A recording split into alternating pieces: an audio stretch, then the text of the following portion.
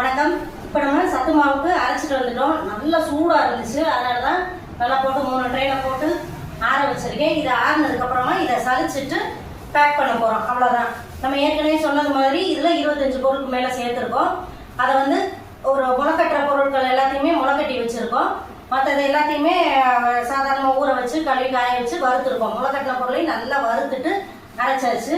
ஏலை சுக்கு எல்லாமே சேர்த்துக்கனால வாசம் அவ்வளோ கமகமான்னு இருக்குது. பிள்ளைங்க ஸ்கூலுக்கு போகிற பிள்ளைங்களுக்கு காலையில் ஒரு டம்ளர் கஞ்சி வச்சு கொடுத்தீங்கனாலே ரொம்பவும் வயிறு ஃபுல்லிங் ஆயிரும், அவங்களுக்கு எனர்ஜியும் கொடுக்கும். அதனால் டெய்லி பெரியவங்கலேருந்து சின்னவங்க வரைக்கும் எல்லாருமே இதை சாப்பிடக்கூடிய ஒன்று. இது பார்த்தீங்கன்னாக்கா மல்டிகிரெயின் கோதுமை மாவு. இதுவுமே எல்லாருமே சாப்பிடக்கூடிய ஒன்று தான். இதில் எல்லா தானியமும் சேர்த்துருக்கோம், கோதுமையோடு சேர்த்துருக்கோம். இது சப்பாத்தி தோசை எது வேணாலும் செஞ்சு சாப்பிட்டுக்கலாம்.